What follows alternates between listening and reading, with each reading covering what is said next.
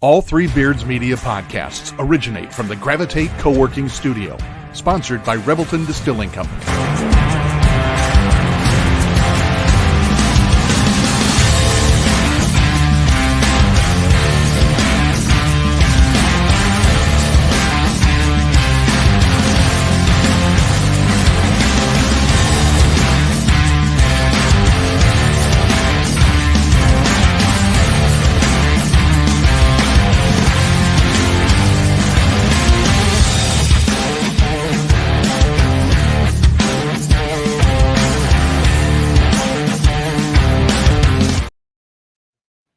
Hey, what is up, everybody? We are live from the Gravitate Co-working Studios and also live from Billy Blank's Monster Party Bar, Iowa Hawkeye Central bar that he's got going on.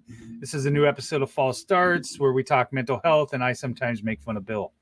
Bill, what's up? Not too much, man. It's been a weird, been a bit of a weird week. That's why our guest is on, in a way, is to kind of, moved my grandfather to hospice today, yesterday. So as a family, we're kind of dealing with that whole, end of life situation. So I'm sorry to hear that. Yeah, well,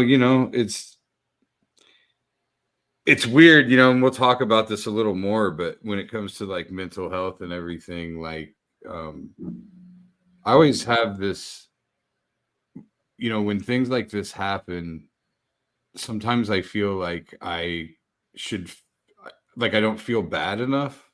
Like I'm not sad enough or something. Like I have my moments, Yeah. But it's like, you just hear about people, people are usually talking about their grief in it. And I think that's what we're going to talk about today mostly is kind of how everybody kind of grieves differently and how everything's kind of okay. Yeah, I can remember when my dad passed away, it was like 3 weeks before my marriage to Stacy. And I just remember instantly when he passed away, when I was in the room, I was like, okay, I have to man up here and take care of things. I can't let it get to me. And I went an entire week just solely focused on taking care of mom, getting the funeral arrangements. I did his eulogy. I did I planned the whole service. And then I remember as soon as everybody had walked out, two of my best friends stayed in the room with me. And then that's when I finally broke. But it was just a matter of, all right, I gotta honor dad by taking care of things. And then I'll deal with my grief later. So, yeah. And I've had my moments over the last few days, obviously I've shed my tears and everything, but there's that thing where it's like my uncle said at one point the other day, like, you don't feel like you have to be here all the time. Like, right. He's probably going to hang on for a few more days. Like, basically kind of giving me the, telling us all like, it's okay if you say goodbye now and don't come back until whenever. Right. That's okay, or whatever. You know what I mean? Well, and it's hard to articulate to some people, but like I know with my dad, he would not have wanted me to sit in that room all that time. You know what I mean? I mean, I you got your wife and your family and things like that to take care of. I don't want you to be wasting your time here is basically what he would have told me. Yeah, because there's like nothing you can do. Or right. Whatever. Yeah. I think people tend to project their themselves in these situations. They kind of do what they hope is happening when they're in that situation. Right. They want to make sure they're surrounded by loved ones and and it probably makes them to feel better, maybe feeling like he's comforted. You don't know what's going on in his head, he's out of it. So, 100%. Well, anyway, we'll bring our guest on here. I'm about to. This is a man who's one of my closest friends. We've been friends for over 20 years now, which is a weird thing to think about because I looked up to him so much. But this is my friend, one of my mentors, and just an all-out wonderful human being who I love dearly. Everybody, please welcome Willie Farrell. to Thank you, Billy. I love you too. You know the that. show. Oh yeah. So Willie's in the bar with me. I set up 2 different computers. We're actually sitting across from each other, but aesthetically, I thought it would look better like this, and I think it does. I think It does. Yeah, It's good. Well, Willie makes any situation look better. Well, especially on shows. Like we just did the Remington Award together, and all of a sudden I had to wear a suit. That was, it was old hat Willie, but I still haven't seen a photo of this suit. I haven't. No, I haven't seen it. It's badass. Willie, I told him I was all upset he wasn't going to wear that red velvet thing that he saw when we went and watched you guys. The Joey Claus. Yeah, it's my favorite outfit he's got. I'm on TikTok now. I might do the Joey Claus on TikTok. Yeah. This is a setup here. Thank you. Yeah. Billy, and I got the Luke Gossett Jr. down there on the. So Willie, this is the first. I've seen my dog before. You've met my dog, but yep. Yeah. So Willie's. My dog looks like Samuel L. Jackson. I say all the time. And Willie's like, he does. Luke Gossett Jr. And then later on tonight, he said, called him Luke Gossett Jr. Iron Eagle. Yes, right. Here's what's crazy. Speaking of Luke, alien or whatever with the fucking one of the Quades. What was that? Yeah, Luke Gossett Jr. Yeah, you gotta. What was that? I have no idea. No, but the only ones I know are the only one I knew of was Officer and a Gentleman, where he was an absolute dick. Yeah. So you didn't watch Iron Eagle? I watched. Yeah, I mean that was the other one, Iron Eagle, of course. But no. Yeah. So all right, I'll look it up. You wouldn't have known it was him. It was Dennis Quaid, and Dennis Quaid was like a fighter pilot or something. And I think they shot each other down or something. Him and this Enemy Mine. Yeah, and Enemy Mine. Lou's also been in various movies. I think he's also been in the ring of some boxer. He's always like, he's a boxer in something. Yeah, that's that's got James Wood in it. Yeah, exactly. Digstown. Yeah. Where they make the bet that he can knock out 10 people in 24 hours. Yeah. That's a great movie. I love that movie. He's laying on the sofa right now, right on the couch. Yeah, that's a damn shame James Wood went. He went kind of nuts, but that's a whole nother podcast. Right? That's a whole nother podcast. Yeah. Well, the tinfoil hat podcast. This is, it's so funny. I'm 67 now, so I've been through the ropes, and I grew up. My life was kind of strange growing up as a kid, and as I got older, it hasn't gotten any less stranger. But it's funny because Bill tells me about therapy and things like that, and I was wondering if I ever went. That's a Pandora box. I don't think I'd ever want to open. There's just too many things out there about myself that I think I just soon keep covered. But I work on my mental health all the time. I mean, it's very important. I've seen too many people lose their fucking mind. So you think therapy will just it's too late or something? I think I've actually got a control over it. I don't think it's too late, and I think it'd probably be good for me. But I also feel like I've worked on myself enough that I think I've gotten the control over. I mean, I kind of understand why I am the way I am. And, I talk to my wife. We got a great relationship. I open up to her. I talk to her. Because you definitely need, for people that try to keep everything inside themselves, that's so wrong. You gotta talk to somebody. I mean, I don't even care if it's Lou Gossett Jr. Talk to somebody. Get it out, and get it out so you can hear it. I said out loud, whatever it is, it's bugging you. But go ahead. That's all right. So it's funny because about this time last year is when Bill and I started this podcast, and I went through a weekend retreat, which was basically it was a spiritual retreat, but a lot of it was 10 guys telling their life stories and being completely and open and vulnerable. Yeah. And that's just unheard of for men to do. And we had another one this last week this last weekend. And I remember telling the guys at the end, they asked us what, if you could name one word that you would describe this weekend, and I just used the word proud. I was like, it takes a lot of courage to open yourselves up in a situation like this and be completely vulnerable in front of, 10, 12, 15 other guys, you know them, but you don't know their stories. You know, you don't know what their lives are like.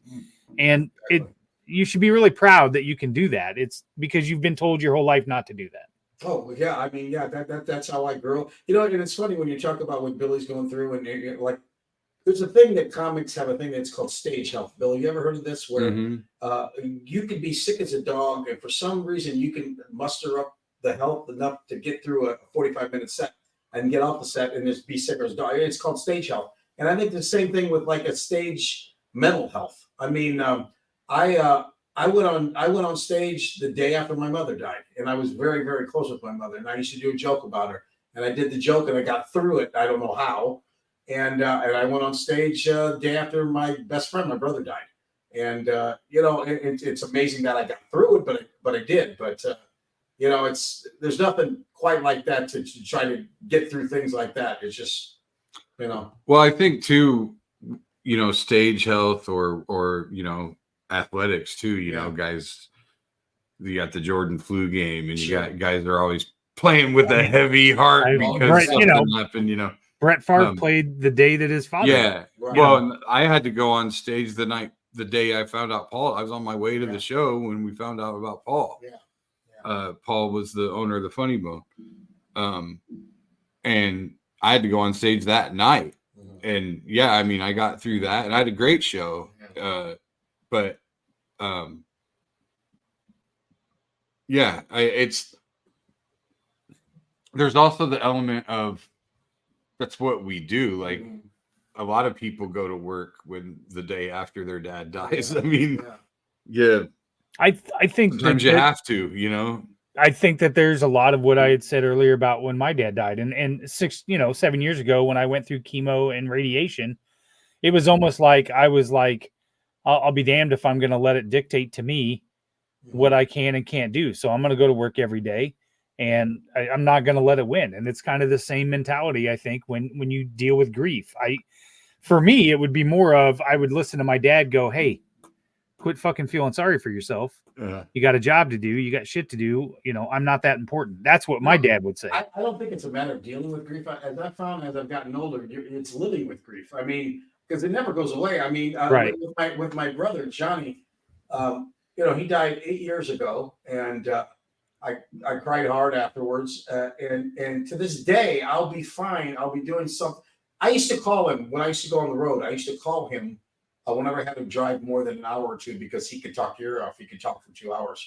And to this day, if I get on the road and I start driving, I know I can't call him, so I'll put on we select the Temptations. I'll put that, and I'll find myself crying in the middle. It's 8 years now. It's 8 years, and I think I've got through everything, but it just, it'll still bring up things that'll make me, and to be honest with you, it makes me feel good sometimes. That, like what Billy was talking about, sometimes you feel bad when you don't feel like you heard enough. You know? So sometimes when I do that, and I feel that, I'm like, okay, I still got something left in me, but. Well, like for me, it was, everybody's in the room talking to my grandpa, and I had no words, and that's weird that I don't have words. Yeah. And so I don't know. I feel, I also know, I mean, I was emotional. I also knew that if I said anything, it wouldn't be coherent. Yeah. So what was the point then either? But there's like this little bit of guilt about not having any words. Now, I mean, he's, I can obviously go see him right now. What's funny is when you go through that as you get older, like myself, I mean, you're always going to feel guilty about anybody. I had a friend recently that died. He was a kid. He was younger than me, but he grew up around us in my brother's bars and everything. He was a good kid, and I lost track of him for 10, 15 years. Come to find out, he got into heavy drugs, and that's part of the reason he died. He got cancer from smoking meth, or I don't know. But I went and saw him 2 days before he died, and I went into the room and I talked to him, and he was so happy to see me, and we sat and we talked. But when I left, I didn't feel better. I felt worse, because I thought, why didn't I fucking keep in touch with this kid? Yeah. Why did I? What I mean? And now he was so happy to see me, and his sister was like, you just made his day. And I actually did the eulogy for him. She asked me to do his eulogy, which I did. But I almost felt like I didn't deserve to do that. It was like, you know what? I should have been a better friend instead of, seeing him the day before he died, doing his eulogy. Maybe 5 years ago, if I would have found him wherever he was and sat with him then and talked to him, maybe he'd still be alive. You could put these scenarios through your head in a million different ways and make yourself feel bad about them. You can't do that. You can't beat yourself up. Life's too fucking tough to beat yourself up. It's a little bit of survivor's guilt. Yeah. I mean, I have that. Exactly. I got through chemo and got through radiation, and I mean, esophageal cancer is 20% or only survive. And I didn't know that story. About years later, after I was completely clear, my doctor told me when I left, he said I would have gave you a 5% chance of living. Wow. But then shortly after I had surgery and whatever, I had a very dear friend of mine who got cancer, and within 6 months she was gone. Wow. And you think to yourself, why? Like, I don't. Now, that's hard to understand. Movies, where they always show, like, there's always you always have a group of people that do the chemo together and stuff. Did you have a group like that you went through that you sat with, or? Yeah, I sat next to the same guy. The big thing the big effect it had on me was I remember going in there, and there was about a 9 or 10-year-old kid who was already getting chemo when I got there. And when I left, he was still getting chemo. And the kid would wear a mask all the time because he couldn't get sick or whatever. And I just remember thinking to myself, I am absolutely not going to feel sorry for myself when you see this kid who's 1,000 times stronger than me, which in turn, when the pandemic hit and people were whining and crying because they had to wear a mask, I always remembered that 10-year-old kid going, have you kept up on whatever happened to him? I haven't. No, I haven't. I never talked to him or whatever, but it did dawn on me at one point when I walked in there, and these chemo nurses are just, they light up when you come in, and they take care of you and whatever else. And it dawned on me at one point, I was like, they have this unique ability to make you feel like you're the most important person, but they may have been working with somebody else that passed away that they never get to see anymore, and they grew attachment to those people too, and yet I walk in the door and I would have no idea like how kind of a person that could be to be able to do that. I was more connected with that type of story than I was with the other people, but I also when I finished, I did not ring the bell. And I didn't ring it. I regret it now. Yeah. But I didn't ring it because I didn't want to look like I didn't want to do that in front of somebody that wasn't still going through it. And I wasn't entirely sure they were going to be able to ring the bell, and I didn't want to celebrate myself at the sacrifices of the thing is, at this point, if that 10-year-old kid made it or didn't make it, it's probably because you didn't ring the bell and you didn't keep up with him. So if you just want to go ahead and take that. I'm thinking the same thing, and I still want to say it out loud. Yeah. Thanks. See, that's because Willie's from the South Side. He's a lot more compassionate than these fucking North Siders. Definitely, probably something you did or didn't do. Something you didn't. Right. Something you didn't do for that matter. Oh, listen, Willie, I don't go into St. Anthony's. I'm Catholic. That church scared the shit out of me when I was a kid. It should. It scared the hell out of me in there. Every Tuesdays they got to get one exorcism, get another for free. So it's funny. Me and Billy, quite a few years ago, we did the show "Cops for Cancer." There was a friend of ours that put it on, Craig Finney, and he finally passed. And there was a big thing that they did at the downtown cancer awareness thing, and I went to that. And he was there last year, and he wasn't there this year. But one of his nurses is a cousin of mine named Jenny Cataldo. And that's her job. She works with, the terminally ill cancer patients every fucking day. And I don't know what's the closest thing to an angel you can get. Right? Yeah, I don't know. I don't know how you can do that every day. Right. Denny's right. I'll tell you what, with Craig, if he wasn't there last year, I bet it was a lot shorter. Oh yeah. Oh man, that guy, Jesus, he loved to talk. And it's one of those deals, he's the guy who survived cancer, and he's doing all this wonderful work that he's basically made his life work ever since. Yeah. Raising tons of money, just doing all this stuff. And so you can't ever just go, hey man. Like, well, me and Billy would go. Right. We'd have to we'd have to go on radio and TV to do commercials for these, and all the three of us would go on. And Greg said, "I want to say a few words first." And by the time he got done, they would just say, "Hey, we got Bill Blank and Willie Farrell, so come to the." No time to say nothing. There was the thing we did at the Prohibition theme. Yeah. And so we're in there, and all these cops are dressed like mobsters from the 20s, and that was weird. And then he went up. Me and Willie both had to do sets, and then there was this other guy who's a cop who did stand up, who got like videotaped racial profiling or whatever. Because he was in the we were in the green room before the show, and me and Willie were fucking half crocked because it was already like an hour in. And this kid comes back there, and I go, "Hey, I watched that video you following that black guy." And he's just, I profile behavior. I don't profile.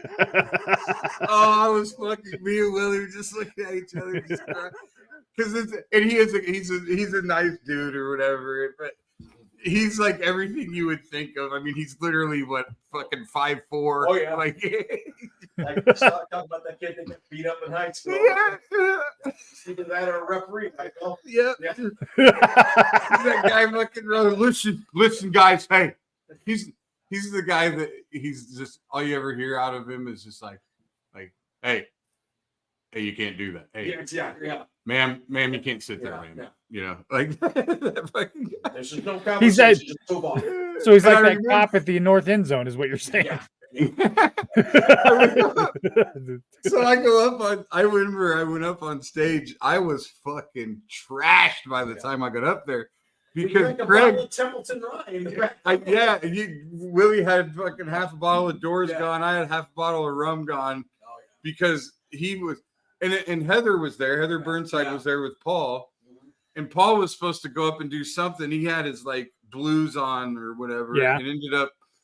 I remember Heather coming back to the green room twice going, is he gonna like he had to have been up there for 45 minutes. And he got everything and he needed to say before he died. Yeah, he definitely did. And he was just the nicest, most genuine. Oh my God. He would call me some days and I would be like, I had a bad day. Gig fell out and I'd be like, well, what are you doing? Well, it came from chemo. And he was happier than me. So because I couldn't get my dry cleaning that day. I was all pissed off. And I remember I went up and I said, how many, because like everybody was cops almost. Yeah. And how many of you guys are cops? And it's like 90%. And I was like, holy shit. I was like, I got to call some of my friends. This is the safest black people been in this city. And they all just, I was like, oh, shut up. I was fucking crocked. A month before he died, he called me. He lived down south of Des Moines. And he called me. I went to his house. He's in bed. His mother-in-law let me in. And we're talking. And he's just talking. We're talking about certain things. All of a sudden, in the middle, he'd stop and say, so anyway, for my eulogy, I would like you to blah, blah, blah. And he would say, and I said, Craig, let's not. So then he'd be talking to me. So it's a raccoon that's back there. And he eats all the food. We took some pictures. And we talk about the raccoon, and all of a sudden he say, so anyway, at the end of my eulogy, what I'd like you to do is drape the flag over my coffin. I mean, he was just going back and forth with these conversations, and half of them were about him being fucking dead. I mean, it's just, but he handled it so well. It was amazing. You know, that's the one thing is you always want to be that guy that they say, you know, he faced death like a man. See, that's the thing. Yeah. Like, see, Willie and I were just at a funeral together not too long ago. Good guy. And I remember Willie leans over to me. The funeral's not even over yet. And Willie's like, Billy, and that's me up there. I want you to just fucking throw yourself on the floor.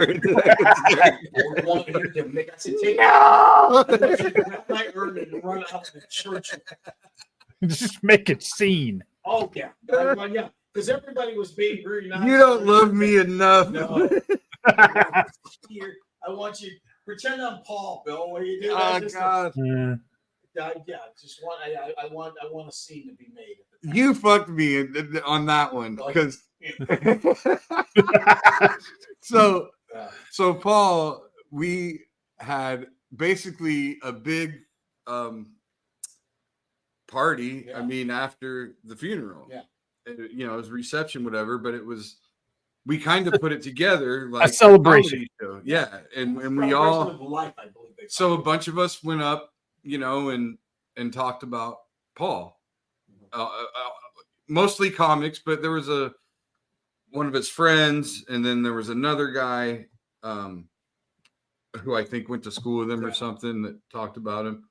And then the rest were just all comics. And Willie basically hosted the whole thing. And so he's talking, blah, blah, blah. And everybody goes up, tells all these stories. It's like a comedy show. It's just everybody's laughing. Funny, and, all these cute little stories. And, I was obviously very emotional throughout the whole thing. And Blubbering McBlank comes up. So hold on. I got to change the opening to the show. So I go up there, and it's like, so Willie goes, okay, well, this next guy, he goes, Paul, he'll tell you how he felt about him. Paul was his Buddha, and so I go up and Willie hugs me and kisses me on the cheek, and he's like, just take a deep breath, you'll be fine. And you didn't need to say that. So he says that, and now all of a sudden I get up to the mic and I can't even get a fucking word out. It's 9/11. That towel just got hit. It's blowing.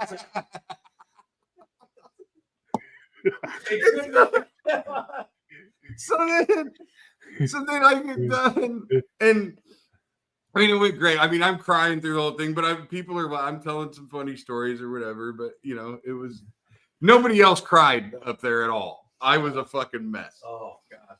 And so I get done, and Willie goes back up, and he's doing whatever. And I remember I yelled from the back of the room, and I was like, I go, now you finally have to follow me, or like how you, and he goes, yeah, you really brought the room up. We're all thinking about Paul and good memories and Billy Just Billy fucking- shoved in the hole of the grave. Oh, blubbery McBlank. I'm so using that in the promos. It's so great. You know what though? That's the one thing I love about Billy more than anything is that there's no, however he feels, you're going to see it, and that's why he's probably still alive to this day, being the side kid he is. But he does it exactly like you're supposed to do it. You're supposed to fucking let people know exactly how you feel. That's the right thing to do. That's right. And to be honest with you, sometimes in those situations, a little bit of laughter and whatever is the best thing going. There are times where Caitlin, my daughter, and I we'll be in situations, and I'll lean over and I'll just make a crack, and she'll start laughing, and I'll be like, "We're really bad people," and she's like, "Hey, that's how we deal with things. Like that's just we're just gonna have to get used to it." Chris, what I'm dealing with now is I've got a friend that's got ALS, and he's probably one of my dearest friends in my whole life. He's a little bit older than me. I grew up with him, and he's going through it right now, and it's not good. And I take him once a week to Prairie Meadows, and we just gamble. And it's funny because he likes to play slot machines. It's to the point where his arms don't work anymore, so I got to put the money in the machine. But that's what we do. We gamble, and we talk about everything under the sun. And if his health comes up, we'll talk about that. Right. Today we even discussed, how long he thinks he'll be around. But it's the best thing in the world for both of us. I think. You know what I mean? I'm getting to where I won't have any regrets, and I think he's happy that he can talk about it and laugh about it and do whatever he needs to.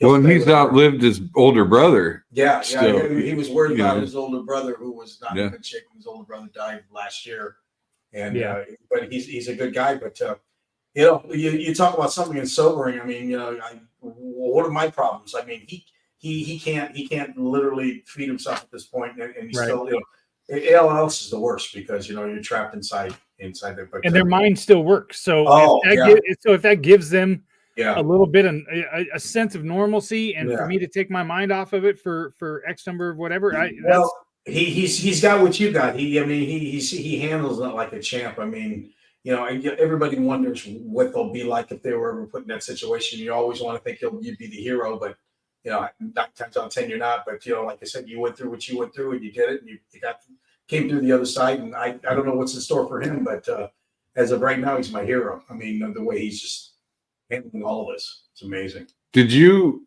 Chris, ever feel like? Did you ever get to where it was just kind of a matter of fact thing, where you're just kind of like when I was in the hospital? Obviously, I wasn't. This wasn't a terminal illness by any means, but pancreatitis is pretty serious, and it was, but everyone else was way more worried about me than I was. Mm-hmm. It was weird because I had avoided the doctor and everything for so long because of being afraid of finding things out, and then once I was there, it was like everything was just very matter of fact to me. Like, okay, this is what I'm dealing with, and whatever. There were 2 times that I think came to an epiphany where I was like, it was almost like I was, this ain't happening the way people think is going to happen. The first time was right after I got diagnosed, and maybe it was a little bit of just denial. I don't know. But let me ask you, sure. What exactly? What came about to where you thought that something's wrong with me? So it actually came about very suddenly. Funny story. It was the day of my work. Hilarious. Yeah. So I get ready. I mean, you want to talk about the most hilarious way to find out you got cancer. This one right here. This is so great. All right. So it's not as funny as you guys would make it. All right. I'm the 3rd funniest guy on this whole fucking podcast. The day of my work was a huge day of takeovers that we had never done before. I had a huge amount of work, and I jokingly said to my boss 3 days before, just so you know, I'm fucking calling in sick that day. So 3 o'clock in the morning, I got up, I went to go use the restroom, and I fell over and passed out. And my wife came in and picked me up and walked me back to the bed. And I said, I don't know what happened. She goes, well, you fell twice. She goes, I'm going to call the ambulance. And I was like, no, it's fine. I feel fine. Like I'm all right. And she was arguing with me. And I was like, listen, we'll have sex right now. I'm like, I'm fine. Trust me. That's a guy. Did you say that? I did say that. And guess what? That's the guy's response. Guess what? No, we did not. No, we did not. So then I went back into the restroom, and it was almost like I felt like there was like open chemicals or something. I was starting to get dizzy again. And I told her I got dizzy. So she called the ambulance. They checked my vitals, and I was losing blood somewhere. I was losing pressure somewhere. So they took me to the hospital. And while I was waiting in the ER, I told them again I had to go use the restroom. And when I finished in the restroom, there was blood in my stool. Wow. So they took me in for a scope, and they found a tumor that was bleeding in the inside of my esophagus. Now, they tell me that's unheard of to find it like that. That usually you don't know you have esophageal cancer until you have extremely, extremely bad like heartburn and acid reflux, and you can't swallow very well. So because at that point, the lucky break. So at that point, the tumor is so big that it's too far gone. Yeah. Mine had started to bleed, and if mine wouldn't have bled, they would have never found it in time. Wow. So I was actually right on the cusp of stage 3.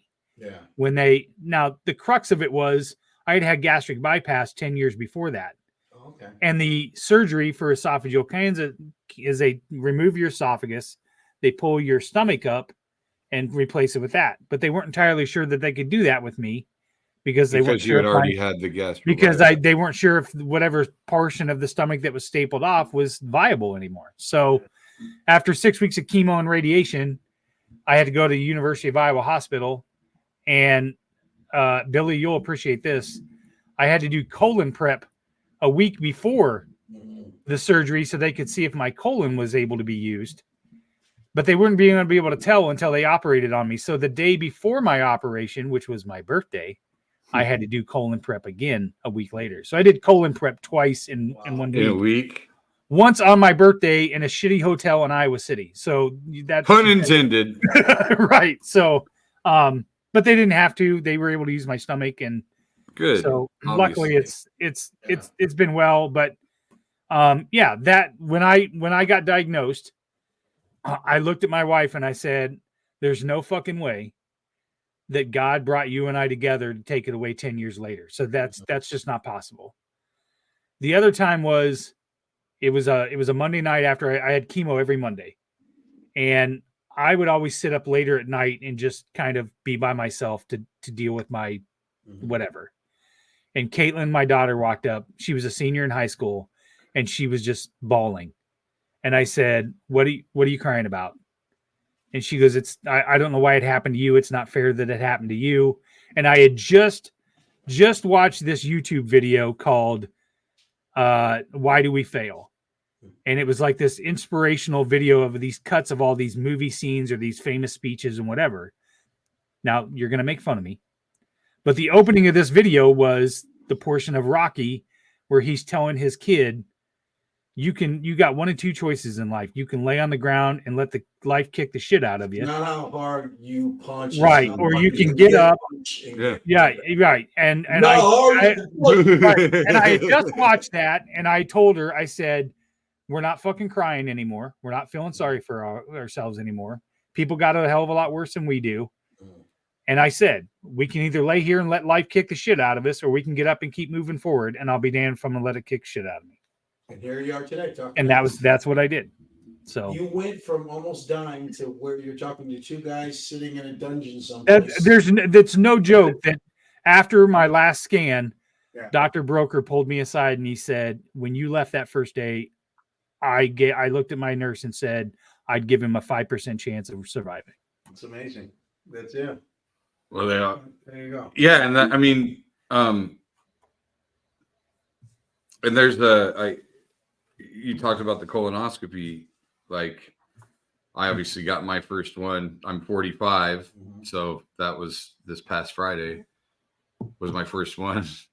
It sucks. It's terrible. I've had like 10. I mean, I think everybody's right when they say the prep is the worst part. Yeah, but it is. It was not near as bad.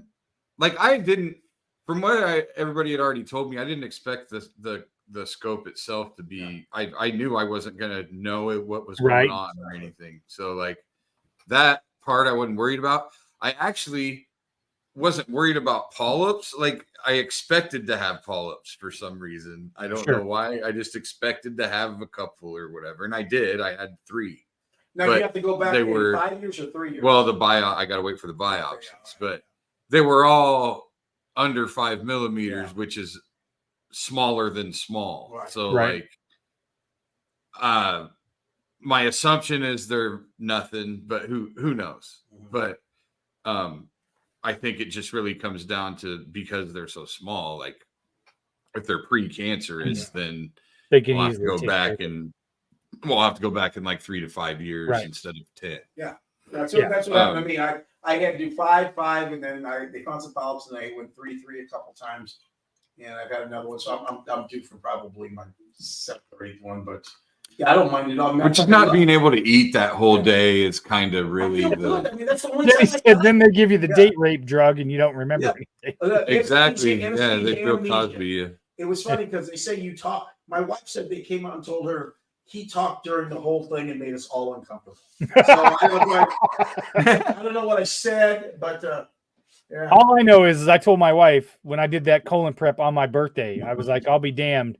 From now on, my birthday, I'm eating whatever the fuck I want, and there ain't no fucking questions about it. The great thing is once you do it and you're cleaned out, you actually feel great because there's nothing bad in, and that first meal afterwards, like you're like a car on empty. Fill her up, So I'm gonna go get a cheeseburger. I'm gonna 100%.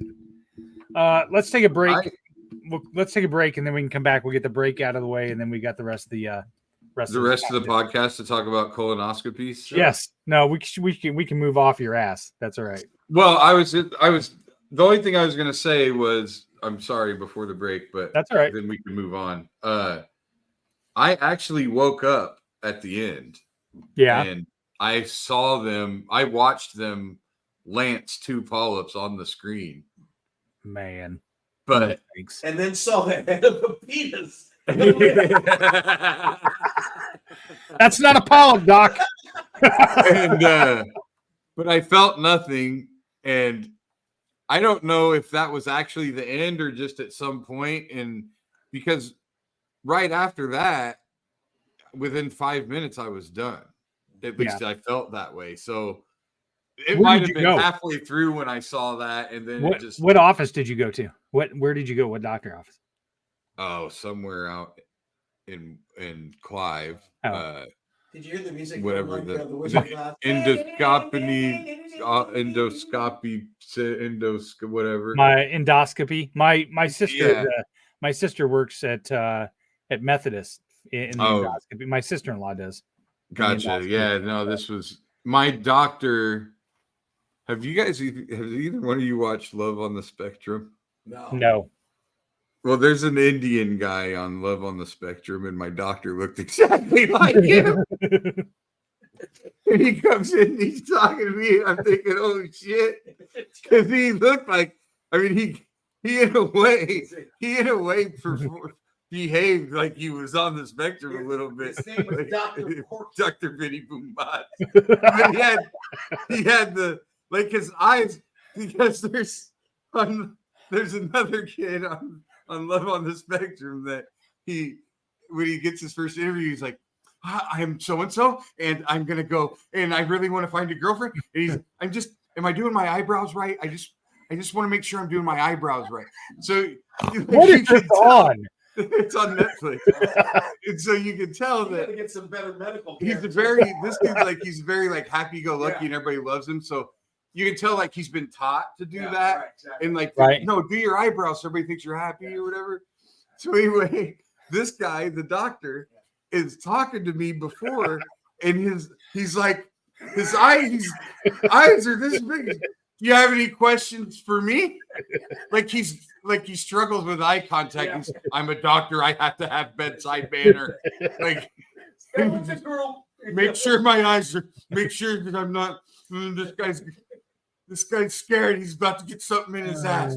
I got to make sure that he knows I'm alert. I will be hugging you during the whole procedure. So it would not be an episode of our podcast if we didn't go to a break right after an awkward moment. So, all right, yeah. I should just play a clip when I say I apologize to Rob and Christy at Revelton and to Jeff at Gravitate Co-working. But we're going to take a break now. We'll get a word from our sponsor. You're going to have to do a mash up of all the times. I know. I should pull the best of the worst of transitions from false starts. That's what we should. All right, we'll be right back. Why take the best corn in the world and make it into fuel when you could make it into whiskey? That's the question that launched Revelton, Iowa's most visible and fastest growing distillery. Owners Rob and Christy Taylor embrace the grain-to-glass philosophy, sourcing ingredients locally and overseeing on-premises production and bottling at their facility in Osceola. One sip and you'll agree that Revelton's handcrafted whiskeys, gins, and vodkas are the best you've ever tasted. And with the launch of their rye whiskey, made with 100% Iowa-grown rye and corn, and their new bourbon coming soon, there's more Revelton to love than ever. Iowa's own Revelton Distillery. ReveltonDistillery.com. The great thing about working from home is working from home. The worst thing is working from home, especially for face-to-face collaborations with customers and coworkers. And let's face it, coffee shop meetings are neither private nor professional. So skip the trip to Starbs and investigate Gravitate Co-working Space. For more than 10 years, Gravitate has provided large and small office and conference spaces perfect for hosting meetings, workshops, or other events, as well as private phone booths for confidential conversations. Plus, all spaces include secure fiber internet, free coffee, and access to a kitchenette, All you need is your laptop. Gravitate does the rest. And renting space at Gravitate is surprisingly affordable. An hour of office space costs about the same as venti caramel macchiatos and breakfast sandwiches for two. Daily and monthly rates are also available with no long-term commitment. Learn more at gravitatecoworking.com. That's gravitatecoworking.com. Whoa. All right. And we're back with Willie Farrell and Bill Blank on a new episode of Fall Starts. Before we, Bill's pouring the whiskey. It looks like that's Scotch for Willie. Scotch, a little scotch.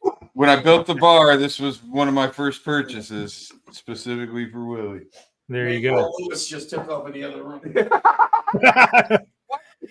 Willie- About different black people. Willie, Why I ask you. Is there one white guy that he looks like? Look at.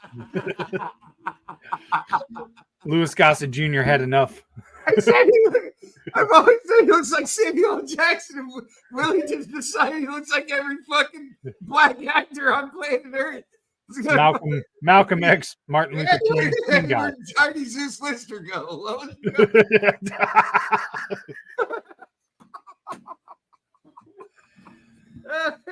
I'd like to remind everybody from the beginning that we had a censor on the front of this podcast. So I would just like to remember there was an explicit warning here. So I did a show. Willie, the place is fantastic. By the way. what's that, Willie? I actually did a corporate show a year or so ago in Revelton. It's down there right by Lakeside, right? Yes. Yep. Yeah. Yep. It's fantastic. I went in there and the people were fantastic and everything. The liquor was great. It was wonderful. Robin Christie, another set of Southsiders. So Yeah. I went to high school with them, and that place is fantastic. yeah. So speaking of Southside, I got to ask you, there's a Revelton bottle right there. I know how big. I didn't even do that on purpose.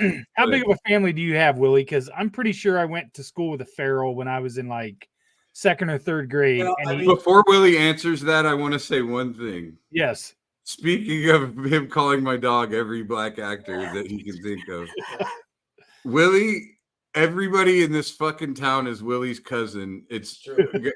I grew up going to all the inner city schools, and I promise you, everybody was always talking about he's my cousin. He's my Willie. Willie is like black people when it comes to cousins. That's right. Everybody's just fucking. If you got a vowel at the end of your name, I'm pretty sure I'm related to you. How old are you? I'll tell you which one of my nieces. So I'm 53. I went to Mitchell Elementary, and I swear they lived like right around the corner from there. Because here's the weird thing: I'm not related to any Farrells. My last name is actually really Prado. My father changed our name because the gangster thing. I got you. Okay. But my mother came from the south side of Des Moines. She had 10 brothers. On my mother's side, I've got 41 first cousins. And on my father's side, I've got It's the whole South Side then. Yeah, I mean, well, the Morrows, the Cataldos. Oh yeah. The I'm all cousins with all of those people. Yeah. 41 first cousins. Here's the weird thing, and I'm the youngest of that bunch. I'm the youngest of my generation. I got first cousins that are 95. And I'm 67, and out of the 41, there's still 24 left. And I'm the youngest at 67. So crazy. You can't kill them. That's good stock. Yeah. You can't kill them. You can't kill them. They stay awake. They stay alive forever. That was your dad's. Your dad had like that. He was the gangster. He had a gangster death. He was like Jesus absolving you. Mm-hmm. So he died on the what proverbial cross, so God. That your whole family would live. That's right. Yeah, a really long time. I got to go to confession this weekend just for the podcast. About this thing about being vulnerable. It's weird. My father died when I was. First of all, my dad was kind of a gangster, but I grew up with weird shit. I mean, I can remember Jimmy Hoffa in my house. I can remember the Harlem Globetrotters came to our house and played basketball. I mean, just weird shit. But he died when I was 11, and then I had a brother that was killed in a plane crash with Rocky Marciano when I was 13. So that was like in a year and a half period of time.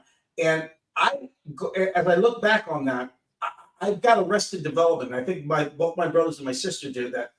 After I got to be 13, I didn't grow up right. I didn't have a father, and I didn't really. I don't think I ever really processed it. It was weird enough with my father at 11. Then when my brother, who was my hero at 13, died, I've never really ever. And as I look at my two brothers, they really didn't fucking deal with it right, and neither did my sister. And it's a weird thing because if anybody should have probably went and got some kind of therapy at that time, it should have been us kids, and we didn't. And so then you just got, oh well, I'll be all right. I'll continue along, and Well, the term grief counseling didn't exist back then. No. We had rubbed dirt on it. That was that was literally, yeah. And my mother, my poor mother, I mean, she lost her husband and one of her kids, and in 2 years. Time. Yeah. And then she had to finally go to work. She never worked because my dad, never had to work. And I mean, it's weird things when you look back on things. There was nothing there to support us at the time. You know what I mean? And as you get older in life and you just keep on burying that stuff or piling stuff on top of or whatever, as you get older in life, you finally realize, God damn, I probably really should have talked to somebody. and that's the argument that I think I have a lot when people say, well, 40, 50, 60 years ago, this didn't happen, or we didn't have this, we didn't have that. Mm-hmm. No, you had it. Yeah. We didn't have the outlet to report it or to acknowledge it. Exactly. That's the difference. Yeah. Well, it was there, but it was also taboo. It was right. Also, that's what. You didn't talk about it. Or well, there wasn't anybody to identify. Before we, Willie and I were talking before the show started, and I was like, could you imagine? We were talking about a friend of ours that died, who I've talked about a bunch of times. But he was one of those old school Italian, just fucking racist as fuck, and just said. And homophobic, He gave me the best compliment when I was first starting off, and he did the same thing to Billy. And this is when I was first starting off in the 80s, and I had him come to one of my shows. And I said, so what'd you think, Buff? And here was his critique of me. You know what? You're about as funny as a fucking rodeo clown. That's But anyway, he said something even worse to Billy. His nephew came out not too long ago, and we were talking, and he died last year or a couple years ago, but we were talking about how we wonder if he even knew or how he would have reacted, but we also knew him well enough to go, well that this was his namesake, this kid, his nephew, so right. We're like, I guarantee knowing him, he would have changed everything. Like what he said so many years ago, he would have been like, hey, you know what? These fucking gay guys got it made, man. They just suck each other's dicks and they fucking, like that would have been his attitude about it. Like, he was very racist until he finally met Tim Brown of the Notre Dame. Exactly. The black guys ain't so bad. So bad. They're not so bad. As long as they go to Notre Dame. Yeah. So rest of them, man, fuck those guys. Yeah. But he no, I completely fucking forgot where I was going with that. But anyway, acknowledging things in the past just wasn't done. Well, yeah, and so we were talking about how could you imagine if like social media sucks right now, it's cesspool right now, but could you imagine when like the 90s, even maybe the mid 80s to early 90s, if social media existed like it does now, how much homophobic shit would have been out there, just free flowing, right? Like, yep, just like how many more homosexuals and trans and other people would have felt even more, like how many more probably would have killed themselves and ostracized and during that time it would have been 100 times worse. Well, this kid that's a friend of ours that finally came out, he's 40 years old, and we love this kid. And if you knew him, he's a gem. And it almost made me cry thinking about how this kid I've known him my whole life, and how he had to hide all those years, or felt that he had to hide. Yeah, right. And it breaks my heart that that's what had to happen. I mean, that's the one good thing. I mean, there's a lot of things in this world that are fucked up now, but one of the good things is hopefully people will be more accepted, and other people that don't think that you should live that way or hopefully die soon. So.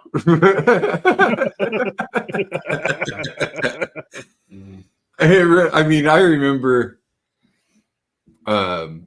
my sister's wedding back. I was 19, I think, when she got married, and her best friend's a lesbian. Yeah. And her best friend and her girlfriend were at the wedding. Mm-hmm. Best friend was in the wedding. Yeah. and she was, a more. It's weird. I would say a more masculine, like more like a bull. Like more. Yeah, like more. I don't think. I think you're supposed to say that. Yeah. But yeah, that's what they say. Yeah, exactly. But anyway, but it was weird. She's feminine, but she always had short hair and hairy armpits. Yeah, okay. Right. Pretty good But she wasn't. Yeah, it's like, But she wasn't athletic or anything. Wow. Yeah. But anyway, I remember her and her girlfriend being like affectionate, like where it's picture time, all that stuff. So everybody's around. Sure. And I remember them like being huggy, kissy and stuff. And I remember my grandpa just looking at him like, "What the fuck?" I just remember the look on his face. Like he was just. He couldn't stop looking at him. Here's something I don't understand anymore, though. It's like, everybody in the world's getting a little more sensitive, and you have to watch. You have to watch the things you say about certain people. And thank God we don't use the N-word anymore. I think that's great. And now let's not make fun of Asians, not make fun of Native Americans. That's great. But how come Italians? You can still take a free shot at fucking Italians. No, think about it. I mean, everything else is off limits, but we still got fucking Mario and Luigi from Donkey Kong still around. Yeah, why isn't that racist? Yeah, no shit. How come Nintendo hasn't canceled them like Exactly. But you know what? like Aunt Jemima got canceled? I don't give a fuck. I mean, I'm fine with it. Chef Boyardee's around. We got some Dago on a fucking can of spaghetti. Yeah, that's fine. But no. But even that, you can still say Dago. People can say Dago. Yeah, that's all right. Oh, I didn't say that when I was not on the South Side. I didn't say that. But I mean, but the thing is that it's still. I mean, I saw there's a movie out and there's Mario and Luigi. I went, really? And they all do that. They all go, "Oh, I've been going to Luigi." And they weren't even played. They weren't even played by Italian actors. No, I said that. There you go. That's wrong. That's right. Yeah, that's the other thing. That's you know what? That's something when it comes to the social change and all that stuff. That's something right there that's kind of changing. I'm seeing a change in the landscape that's bothering me a bit. Is this assertion now that a straight person can't play a gay person? Right. Yeah. Right. This thing where you can't play something that you're not. Yeah. It's called acting. It's called acting for a reason.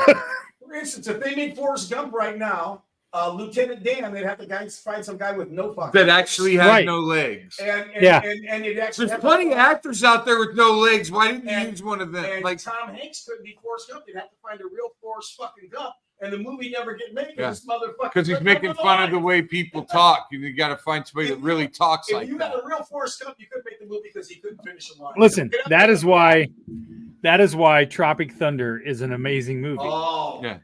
Because when Robert Downey Jr. is playing a white guy who plays a black guy, and then you got what's funny? Then you got Simple Jack, and I have worked with Brandon T. Jackson. Yeah. I did a week with him in Richmond, Virginia. And that his part in that movie where he's always getting pissed off at Robert Downey Jr. Like, oh yeah, you're gonna have a barbecue. Oh hey, yeah, barbecue, I think his part, that came from somewhat of a real place for him. I bet it did. Because he's probably if not the fucking weirdest, top 2 or 3 weirdest people I've ever fucking been around in my life. You've been around some weird ones. He was busting out by the Bible, and I swear to God, you couldn't open a page that didn't have highlights. Wow. And he's like telling me all this shit, and he's talking about how the Jews stole his religion. Really? So they're the original. It's like this Black Hebrew. I can't. So what were you? Were you just? I can't remember what the name of it was. At one point, one of the one of the last shows, there was a whole big ass group of dudes from this religion. They all had like all this garb, tradition, like garb on. I don't like all this crazy shit. No, like it was like I think people would watch them and think they were Muslim or something, but they're not. They're not. No, they're like there's a Hebrew. Wow. It's something Hebrew to it. Is he still doing that kind of thing? Yeah, he's like he thinks there's like some island they're all gonna go to when and the world's gonna end and they're gonna be the only ones left. No, I'm gonna ask Chris this because I mean you've probably thought so much deeper than this than we have because I mean you proverbially on death's door at one point. The afterlife. What is there any kind of thoughts you have on that? What do you think? Was there a certain time when you were going through chemo, you're thinking, where am I going to go? What's going to happen? You know, growing up, I was scared to death of dying. That was my biggest fear. And, you know, my mom once told me not to ever worry about it because I'll just die when I fall asleep. So guess what I never wanted to go do? Yeah. So you want to talk about therapy? I want to talk about the start of my fucking therapy. But yeah, once you were on chemo, also don't the first night in the hospital, it's never a good idea to Google survival rates of esophageal cancer. That's not a real fun time either. But I honestly, I think my mindset changed around that when my dad passed away. Because I truly believe I watched the Holy Spirit bring him home. You know what? Because I was at a calm and I knew I was at peace. Yeah. And honestly, since then, I've not been afraid of it. I do believe that there's an afterlife. I'm sure I'll probably have to sit in some purgatory for some while because I'm not a perfect person and that's fine. But I think there's an afterlife. I don't know what it looks like. I have no idea. And anybody that tells you that they do know what it looks like is full of shit. So, what do you think it is? Or are you just comfortable saying you don't know? You just think it exists? I mean, how deep do we want to go? Do I believe? Fucking go. Okay, so do I believe that Jesus was the Son of God? Absolutely. Do I believe what he said, that it's a paradise? I do. That could mean different things for other people. You know what I mean? Maybe it's. Do you think that could possibly be like almost like a dream state? Like your inner consciousness? I'll tell you what. Like how that just. I'll tell you what makes me think that. Willie, you're Catholic, correct? Yes, I am. So in the Nicene Creed, when he says to fall asleep and resurrect later, that's what I think is.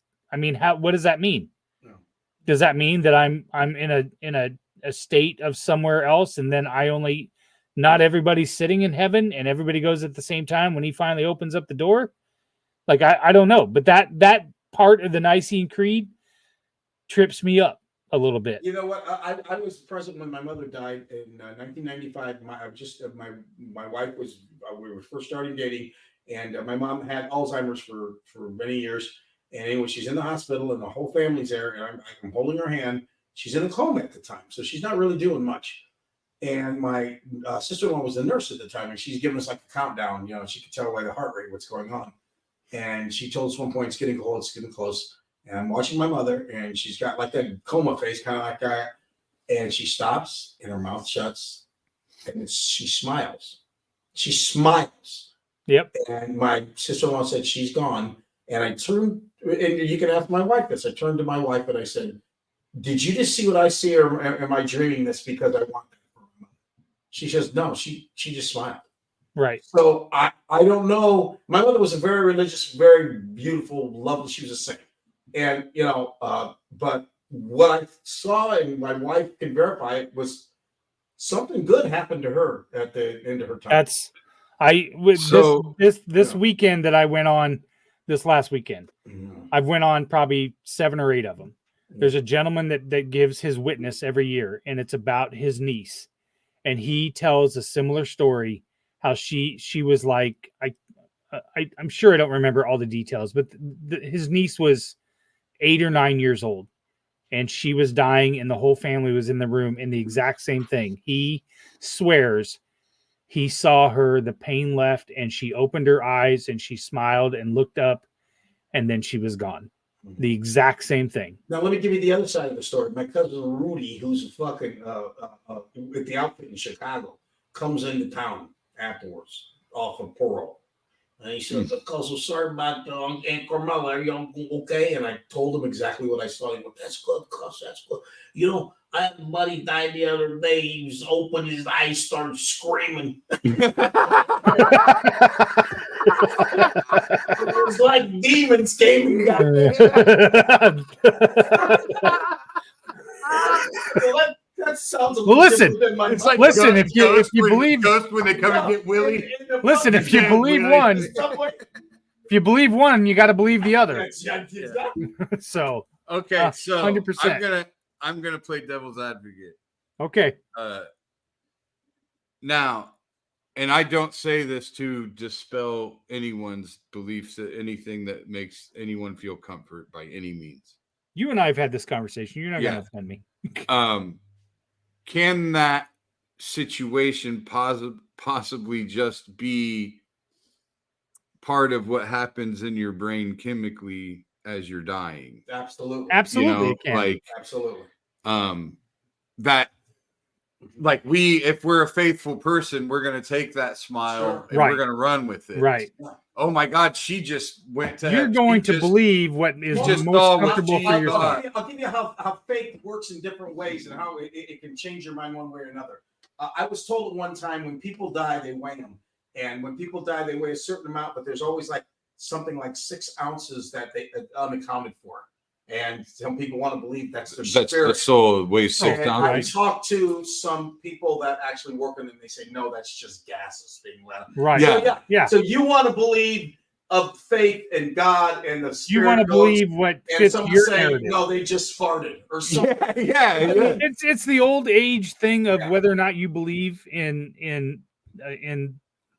God created heaven and earth, or you believe in natural evolution. I mean, Sure. it's and science, and I can vividly remember sitting in a church service one time where they talked about the argument or the discussion between faith and science. Mhm. It's whatever narrative you want to believe. Yeah. Dude, Well, and they but don't have here's to be how I mutually come. exclusive. That's what's But here's how I combat that. If you truly believe that God created everything, then He's created those chemical reactions that's causing. yeah. Exactly. Yeah. So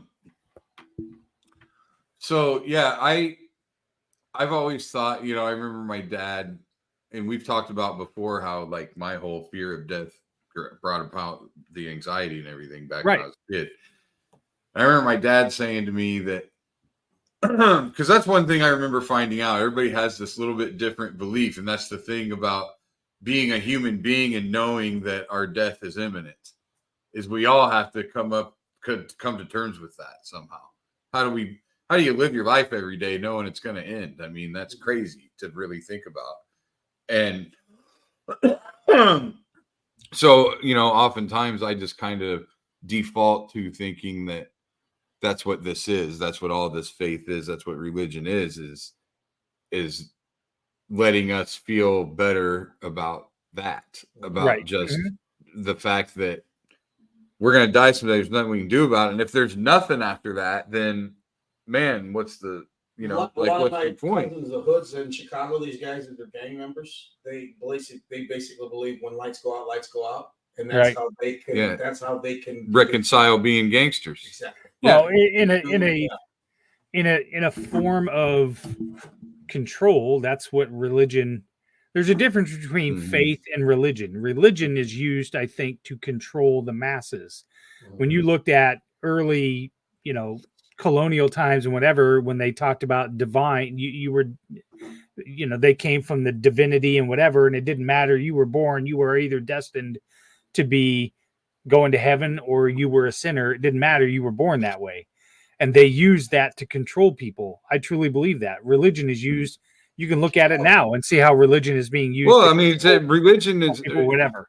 Religion is a larger scale version of Santa Claus. It's Correct. Absolutely. Use Santa Claus to control their children when they're not Correct. able to watch them. Now, And so there's then a they difference. use God to do the same thing when it's not Christmas Right. time. There's a difference between faith and religion. I have faith in that. I believe that if I am a good, this is the best way for me to describe it. Religion will tell you that a gay man is going to hell. It's a sin.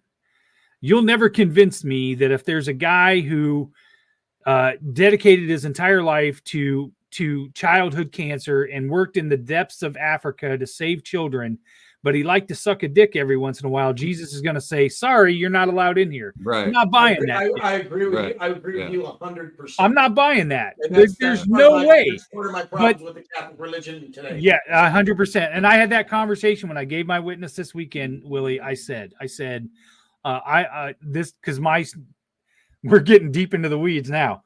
No, that's what my this is for. witness was based off spirituality, and I talked about how I've struggled with my spirituality, but I've also relied on it during my divorce, and how I fought what I believed, and I believed God wasn't helping, but then later on I met Stacy, and it's been the best thing that's ever happened to me in my life. I leaned on my spirituality during cancer, but I'm Catholic, and I struggle every single day with how they handle the LGBTQ issues because I have a transgender son.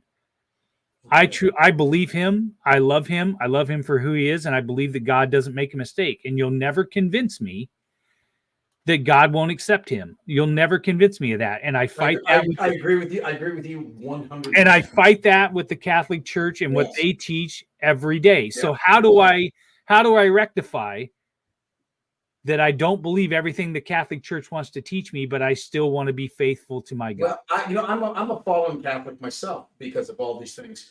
There's only one thing I can go by because I think it actually stands for all religions, which when you think about it, there's so many different religions. Who's the right one? Exactly. I think it's so arrogant. You heard the old joke about the St. Peter showing the guy around heaven. He says, here's the Presbyterians, and then all of a sudden you see a place that it's all bricked off, a big brick wall. He says, who's that? He says, that's the Catholics. They think they're the only ones up here.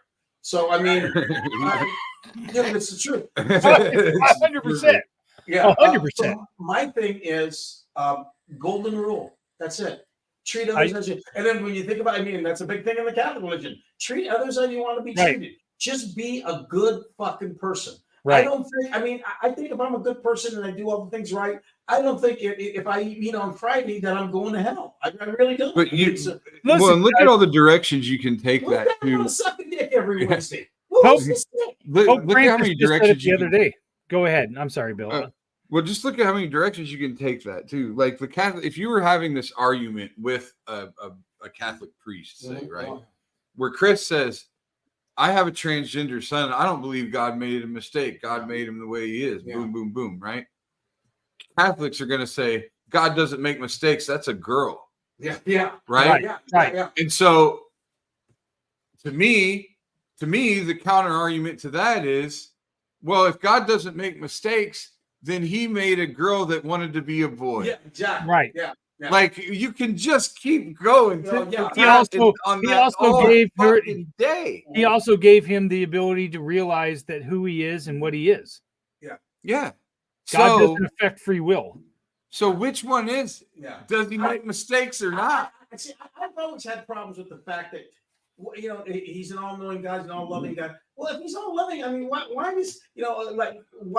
do we have all this shit going on? And if he knows that he's all-knowing, why is he letting all this bad shit happen? I just don't understand. Well, it's because we're so small and it's all so big. Another thing, let's talk about that we'll never understand. I was in Florida this last year, and I was looking around. There was the stars around. I said, God, there's a lot of stars. And some guy's next to me, he's an astrology guy, says, you realize there's as many stars in the sky as there are grains of sand.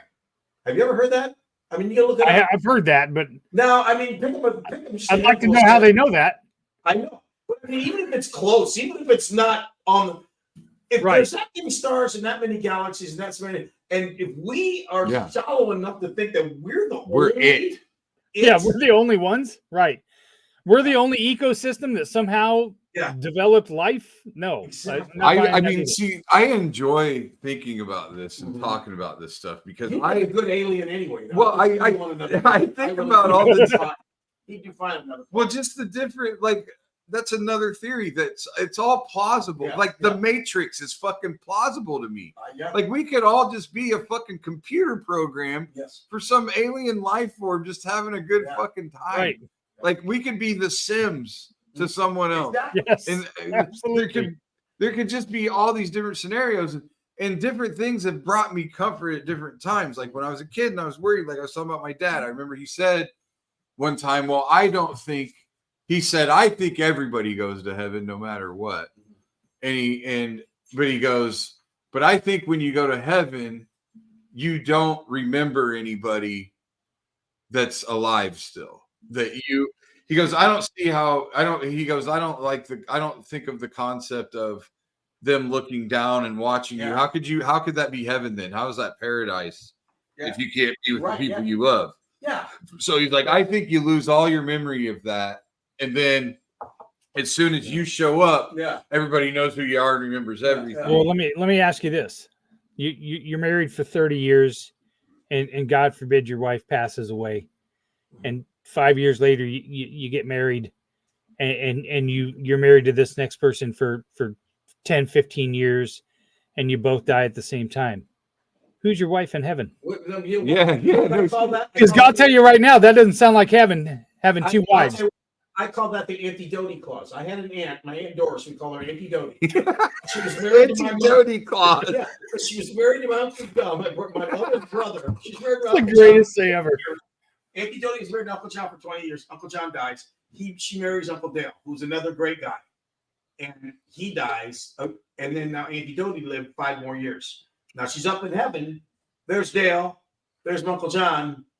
Auntie Doty clause. What do you do? I mean, when nobody knows. Nobody knows. I think that maybe because, again, it's a state of mind. Yeah. So Auntie Doty is there for both of them. So it's a menage a trois in heaven. And she's with who she chooses. Maybe that's the paradise they were looking for. or whatever. And let's say, if heaven's so great, let's be honest. If you're Tom Brady and you die and go to heaven, it can't be as good as what's going on down here, is it? Right. You don't have 7 Super Bowls. He just doesn't wake up sore. Right. That's it. Like, hey, I still got everything. I'm just not sore. But I don't know. I remember thinking to myself, like, I took what my dad said. Yeah. And then I started thinking, like, maybe what it is you die. And because time is infinite at that point, everybody that you left behind, you can walk into a movie theater and watch the rest of their life. And their life is the length of a movie to you. Yeah. So everybody's life that you know is like a 2-hour movie. You get out of the movie and now they're there. The movie ends with them dying. And now they're there. You know what I mean? Like, I was thinking about my grandma. If my grandma was watching my movie, there's an old saying I remember. If you watch the movie The Doors, at the beginning, there's Jim Val Kilmer. Jim is doing a poem, and there's a part where he says, "Did you have a good world when you died? Enough to base a movie on." And so then I don't know, all that just came together for me. And I always thought that was one of my motivations in life was I want to have a life somebody would write a movie about. Or at least a maybe, film. I mean, have that effect in some way, whether it's on a single person or just leave the world some kind of, leave a dent. Yeah. Right. Exactly. You know? I just keep going back to the fact that there is just a fundamental difference between faith and religion. Religion is used to control, and you can just look across the country right now and see what they're trying to control you with when it comes to religion in this country, with legislation and everything else. They're trying to control the masses with it, and that is not, in my mind, and that's something that's been going on for centuries. If that's the case, though, here, answer me this, Chris. If that's the case, then why are you a practicing Catholic? Why are you labeling it? Like, if if there's a difference to you between faith and religion, Right. why do you have to have that religion? Because Catholicism is a religion, correct?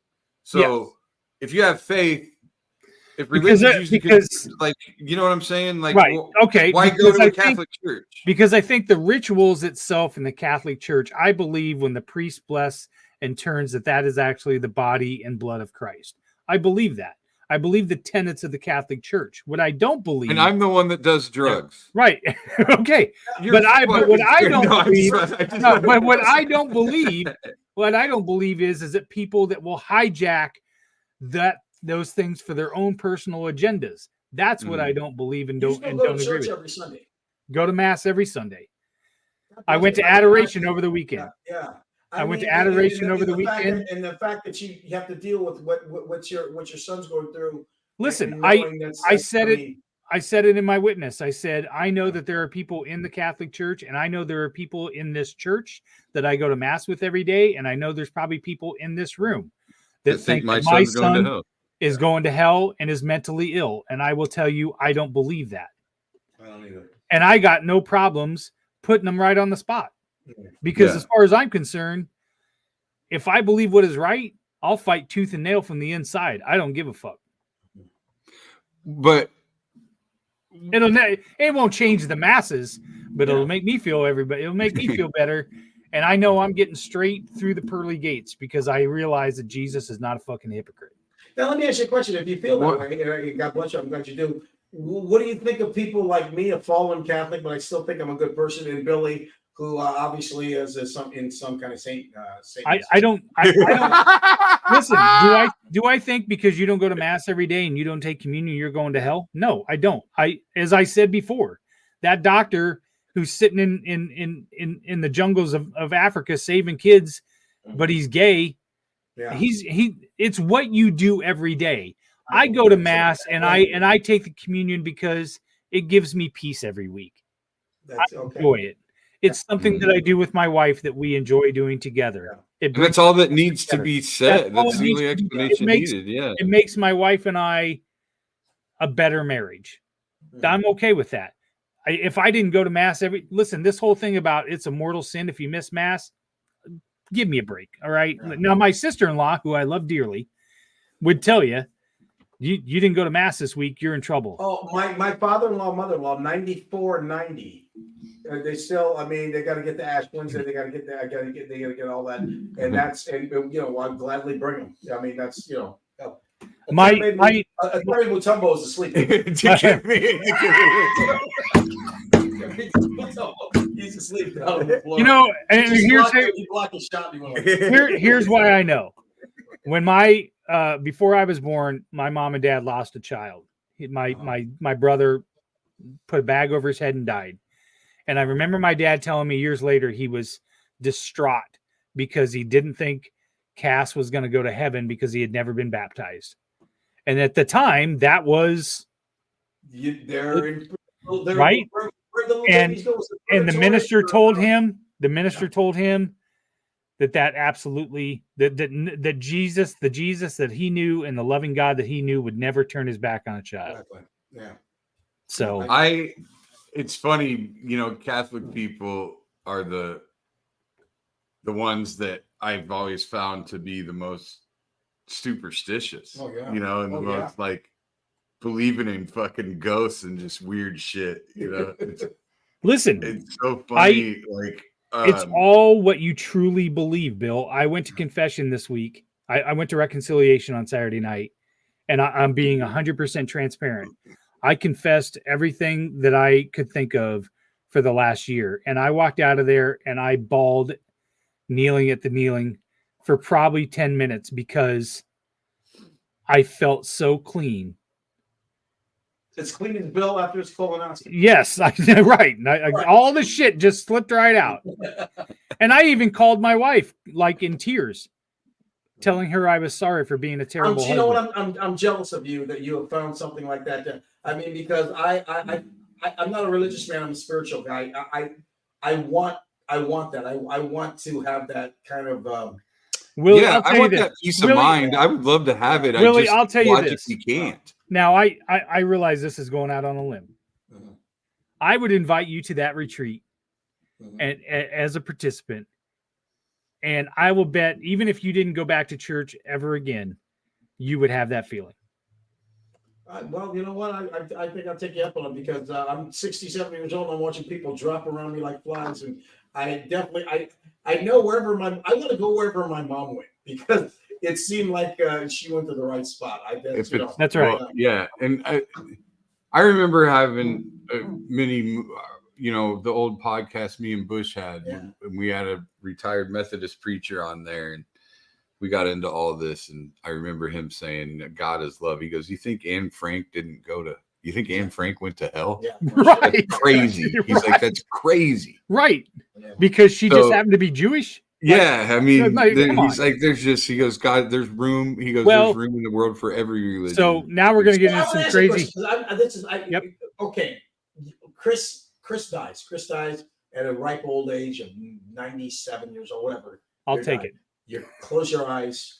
What now? Where are we? What are we doing? What do you guys do? You're dead. You're older. No. What are you doing? Where are you at right after you take your last breath? What happens? I think the Holy Spirit delivers me to Jesus at the gates, and I get to see my dad.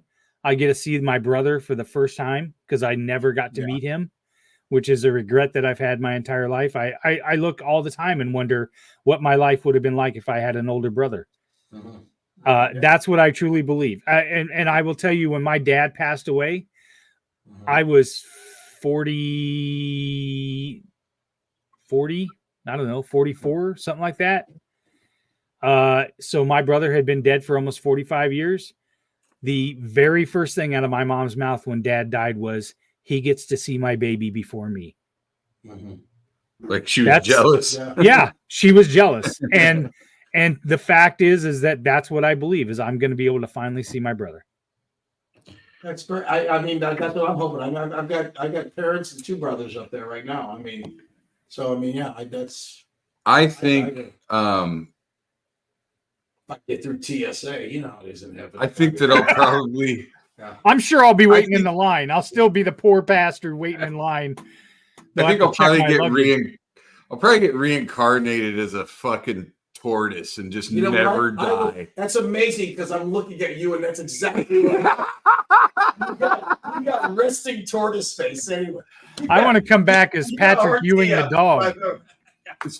I want to come back as Patrick Ewing. My new bull. My new bull. Patrick Ewing the dog. That's what I want to come back as. I'll look like that fucking Bugs Bunny cartoon when he's the tortoise in the hair. Yeah.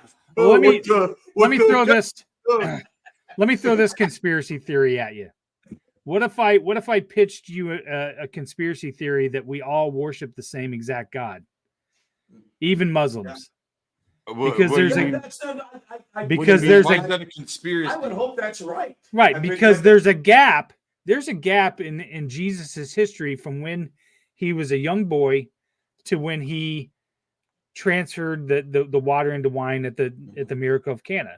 Mm-hmm. And there are a lot of people that theorize that he left, and that was the Muslims' version of Muhammad. Okay, really? Okay, what about the Mormons? Their God, is that Jesus also? Dum dum dum dum. I don't know anything about the Mormon faith, so other than what I watched on Big Love on HBO. No, you know what? You want to fucking. Poor bastard took some bullets. Oh. My favorite thing to consult about religion is South Park. Okay, you may cancel me. Every fucking thing You may cancel me, but I've never watched an episode of South Park. You need to start because if you want to see, everybody will dismiss it because it's a cartoon. And not only that it's a cartoon, but it's also very basic drawing and all that. I'm telling you right now, there is no more socially relevant, I agree, and intelligent comedy on television than South Park. And it's been that way for 20 Listen, it's not that I don't think those guys are funny, because their movies are fucking hysterical. Yeah. So I'm saying never watch it. But I'm talking social relevance. Right. I'm talking about the Book of Mormon. Oh my God. Every single week they are taking on, like, there's a documentary about the making of a South Park episode, and they start on Tuesday and it's out Sunday. That's crazy. And it's that one episode the entire week, right? Yeah. And it's fucking on point. Like, it is current. Like, they are spending the week. You will see an episode of South Park on Sunday 3 days after Michael Jackson died, and the whole fucking episode's about Michael Jackson dying. You know what I'm saying? Out when Tom Cruise, when they wouldn't come out. That was the Scientology one when Isaac Hayes left. Yeah. And then they did the next episode with just dubbed Isaac Hayes. Hey, I want to have sex with you, children. It was fucking hysterical. But I'm serious, Chris. Like, if you want, this is the most socially relevant and intelligent comedy. But that's interesting that you would talk about that, like you thought that Jesus could have been Muhammad at one time. But I mean, but what about the Mormons? What about the John Smith guy? I mean, was that? That's what I mean. Why is he wrong? Why is? How come it's just this universal? Maybe fucking David Koresh was the second coming. I mean, why do we get to say? I mean, there's a great line in there's a I'll tell you why, because anybody that wants more than one wife is not fucking straight in the head. That's why. Bullshit. That's very fucking human to me. No, I didn't say two women. I said two wives. I think about the nagging. Is that what you're going to do? I think about this a lot. There's a line in Chris, have you heard of Run the Jewels? I know Willie hasn't. You do know. It's a rapper. Killer Mike. I know you and Peterson. Yeah, I love Run the Jewels. So there's a line that Killer Mike has in the song "Walking in the Snow," and he's talking about Dick Gregory. Yeah, and he says Dick Gregory told him this before he died, basically. Yeah, he said, "All of us." I mean, I may paraphrase it, but all of us serve the same masters. All of us are nothing but slaves. Never forget, in the story of Jesus, the hero was killed by the state. Mm-hmm. And I think about that and apply it to every religious leader that wasn't some form of Christian in my lifetime, that was immediately labeled a cult, that was immediately shut down somehow by the government. Mostly, I think, because of religions getting tax-free status. And I think that's why the government actually goes after these people, because they're not paying. They start making money and they don't pay taxes. That's what I think. I mean, why else do you go into the Branch Davidian compound with tanks? You know, like, so why was Jesus not David Koresh way back then? What was the difference? You know what I mean? Chris wasn't sleeping with kids. He wasn't sleeping with children. That'd be number one. Well, if we're being honest, I mean, you can't. I understand what you're saying. David Koresh is an absolute fucking nut job. I get it, right? Yeah. But I get it. But the problem is you got people out there that I don't know. You could probably come up with one or two scenarios where legit you're talking about where the person could have been and was done out. But the majority of the ones that people know are fucking nut jobs. They're crazy fucking nut jobs. But don't you think Jesus would be a nut job right now?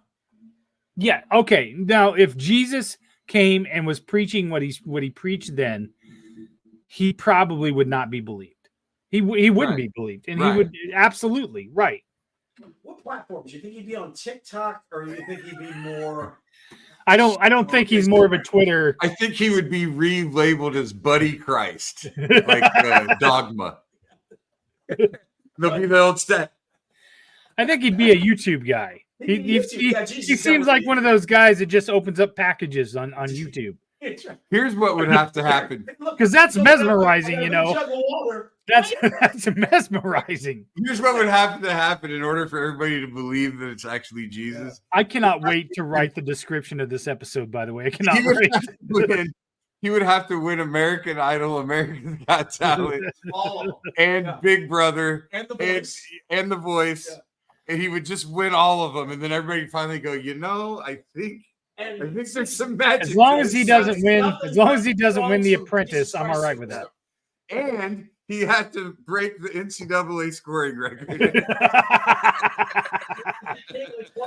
Oh well, shit. That was Pete Maravich. Then we missed out on that deal.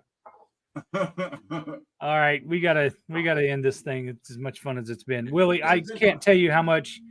When I was going to sit down with Woody Farrell, I was not prepared to debate Catholicism and spirituality, and it was the greatest. It was the greatest thing I've ever done. It was so great. Brought out the best of me because I didn't know much about you, but after listening to your story, what you went through, and the kind of person you are, I think you're fantastic, man. Well, I appreciate that. I don't know if you remember, but I did come to yours and Bill's show. We talked a little bit afterwards. Yes. I remember. And I would love to have you on Old Man Strength because I think that there's a whole nother gamut that we could talk about. You know what? I'm open to do it. Let's talk some more. I would love to do all right. it.